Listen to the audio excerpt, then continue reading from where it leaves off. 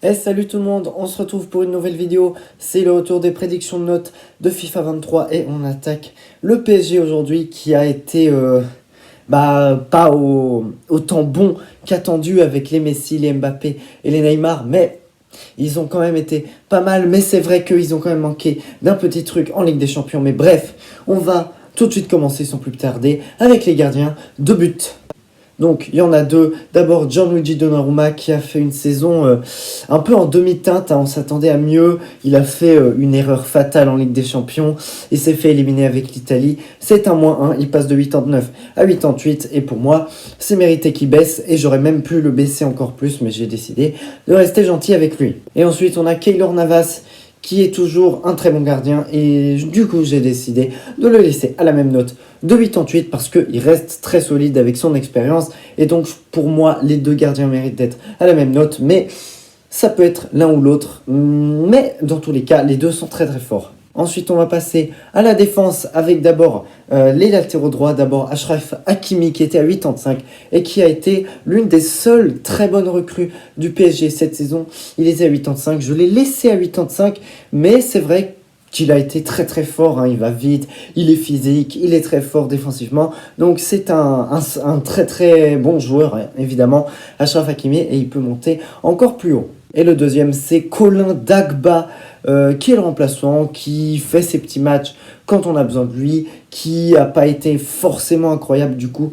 Il était à 76 et je le laisse aussi à la même note de 76. Voilà, parce qu'il ne mérite ni de baisser ni d'augmenter. Pour moi, c'est logique. Ensuite, la défense centrale, ça va faire parler d'abord Marquinhos qui était à 87 et que j'ai aussi laissé à 87, mais qui reste quand même le patron de la défense, le capitaine. Marquinhos, c'est l'un de mes défenseurs centraux préférés. Il est tellement fort. C'est incroyable, Marquinhos. Il peut aussi encore plus monter et devenir une légende. Mais en tout cas, il est très très fort. Ensuite, là, ça va commencer à être discutable. Mais Sergio Ramos, qui a été blessé pendant une grosse partie de la saison, il était à 88 et je l'ai baissé à 85. C'est -3 pour Sergio Ramos parce que, comme je vous ai dit, il a joué un peu en cette fin de saison. Mais pour moi, Sergio Ramos ne doit pas être dans un club au niveau du PSG. En tout cas, s'ils espèrent gagner la Ligue des Champions, ça c'est sûr. Ensuite, on a Presnel Kimpembe qui était trop cheaté sur FIFA 21 et que j'ai monté à 84 parce qu'il a beaucoup joué cette saison. Avec la blessure de Sergio Ramos, du coup, il a joué beaucoup de matchs et il a été plutôt performant à des moments un peu en deçà, mais on connaît Kimpembe, c'est à chaque fois un peu la même chose. Mais pour moi, il a fait une bonne saison, 84, ça me paraît assez logique pour Kimpembe. Et le dernier défenseur central, c'est Abdou Diallo qui était à 78, qui était là, qui a quand même dépanné à certains moments et que j'ai laissé à 78 parce que il a été assez bon. Mais j'ai quand même décidé de ne pas le monter à 79. Et ensuite, défenseur gauche, on a eu une grosse révélation, Nuno Mendes qui était à 78 et que j'ai monté à 81. C'est un petit +3 très sympathique, mais il a été très très bon cette saison. Et on l'a vu l'autre jour en Nations League, il est aussi très très bon. Nuno Mendes, c'est un des futurs meilleurs latéraux du monde s'il continue de jouer comme il joue actuellement. Du coup, c'est un +3. Et ensuite, un joueur qui pourrait partir du PSG, c'est Juan Bernat, qui était à 82, qui n'a pas su bien se remettre de sa blessure, et donc que j'ai baissé à 82 général, parce que Nuno Mendes lui est passé devant dans la hiérarchie, et que, voilà, peut-être qu'il a fait son temps au PSG, et qu'il doit partir. On va passer au milieu de terrain d'abord, les milieux de terrain défensifs. On a Danilo, qui était à 81, et que j'ai laissé à 81. Mais qui est quand même un sacré joueur, très physique, très bon défensivement. C'est le genre de joueur qui croche jusqu'à la dernière minute, donc c'est un très bon joueur que j'ai laissé à 81. Et ensuite, Idrissa Gueye qui était à 82 et que j'ai baissé à 81. Il y a des histoires comme quoi, vous savez ce qui se passe avec lui, mais voilà, c'est pas une raison, je le baisse parce que il est moins bon que les autres saisons. Voilà, 81, ça me paraît assez raisonnable pour Idrissa Gueye. Maintenant, on va passer au milieu central. On a d'abord Marco Verratti, même problème que Donnarumma, éliminé avec l'Italie. Et au PSG, ça n'a pas été suffisant, pardon. Et du coup, je l'ai laissé à 87 parce qu'il a quand même été très très bon, Verratti. C'est pas comme Donnarumma qui a fait des erreurs, lui, il a été performant. Ensuite, l'un des gros flops de la saison, c'est bien Jorginho Wijnaldum qui était à 84 et que j'ai baissé à 82 parce que mais il a ciré le banc toute la saison et il n'a rien fait. Quand il rentre, il est nul. Je suis désolé Wijnaldum, mais tu es nul depuis que tu es au PSG et je sais pas comment t'es passé d'être autant bon à Liverpool à autant nul au PSG, mais il faut te réveiller. Et le dernier joueur, c'est Leandro Paredes qui était à 81 et que j'ai baissé à 82 général, qui est moins bon également, qui a moins d'apport dans le jeu. C'est moins un bon joueur qu'avant, du coup, voilà, il baisse. On va passer à la partie qui fait débat. Le plus débat, c'est l'attaque. D'abord, on a les ailiers droits avec Lionel Messi, qui n'est plus trop un ailier droit, mais que j'ai quand même laissé là.